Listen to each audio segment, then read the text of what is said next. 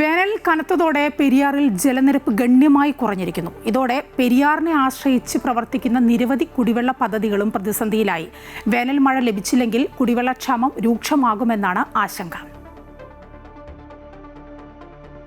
എനിക്ക് പിന്നിൽ കാണുന്നത് പാറക്കെട്ടല്ല, ഒരു മാസം മുമ്പ് വരെ സമൃദ്ധമായി ഒഴുകിയിരുന്ന പെരിയാറാണ്. വരാൻ പോകുന്ന വേനലിന്റെ കാഠിന്യം വ്യക്തമാക്കുന്നതാണ് പെരിയാറിന്റെ ഇപ്പോഴത്തെ അവസ്ഥ. ഇടുക്കിയുടെ പ്രധാന ജലസ്രോതസ്സാണ് പെരിയാർ.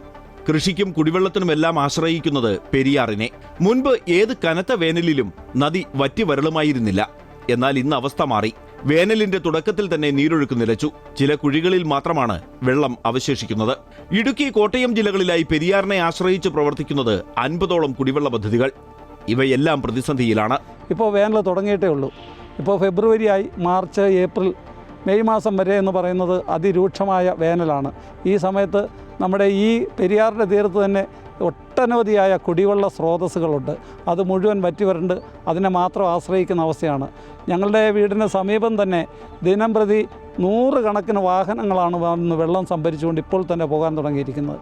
ഈ വെള്ളവും ഈ പെരിയാറിലെ ജലം ഒഴുക്കുകൂടെ നിന്നു കഴിഞ്ഞാൽ അതും നിശ്ചലമാകുന്ന ഒരവസ്ഥയുണ്ട്.